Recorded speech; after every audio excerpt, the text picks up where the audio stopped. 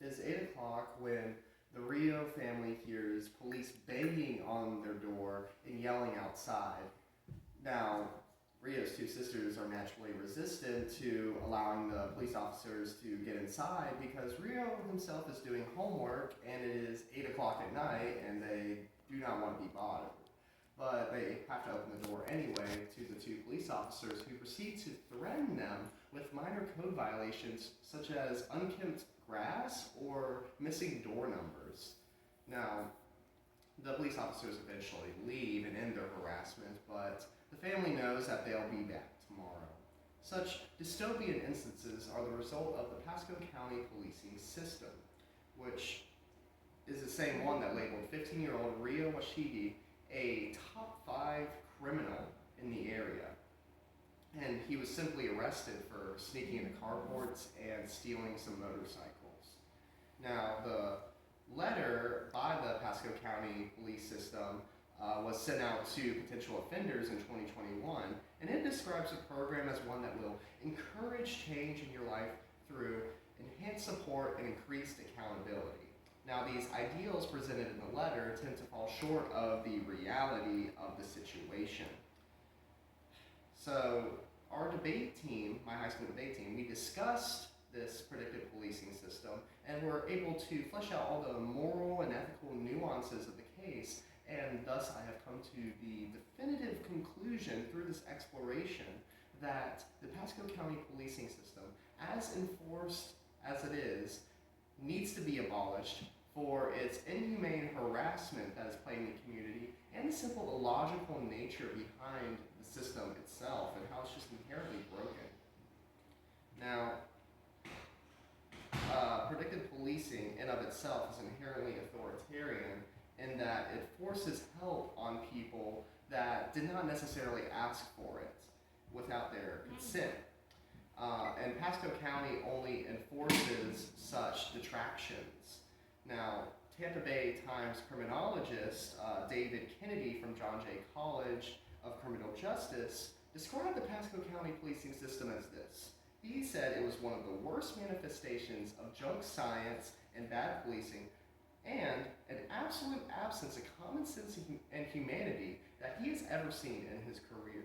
Now, such scathing criticism is likely directed against the harassment that is an integral part of this system.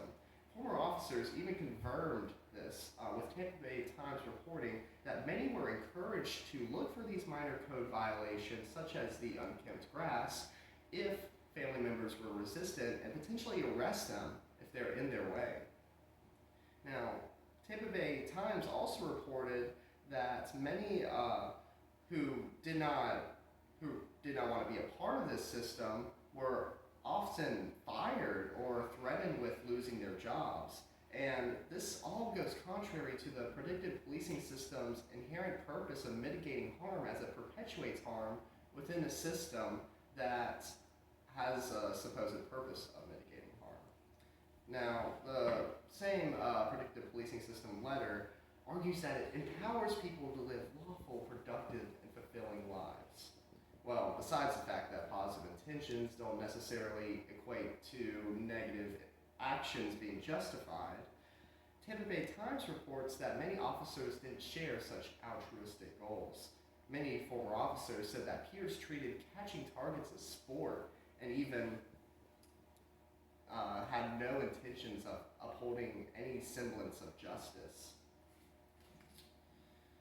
Now, it is difficult to overlook this harassment that is plaguing the community, but it becomes nigh impossible to justify this system when you look at how illogical it is.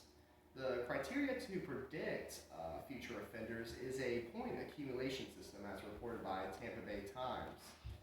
The system has to cross a certain threshold of points in order for someone to be deemed a offender or receive targeted harassment. Now, the problem is that these points are also earned for those who are deemed suspects, witnesses, or even victims. There is also a disturbing similar program being implemented for children where they are labeled as future criminals simply based off of their grades, their attendance records, or even histories of abuse. Now, they partnered with Pasco County Human Services, apparently, to provide resources for future criminals. But where were those resources in the case of Matthew Lott? Matthew Lott was an offender at 14 after just a couple of arrests. And despite obvious rehabilitation through getting a GED and a job, he was still receiving that direct harassment constantly until his suicide in 2018.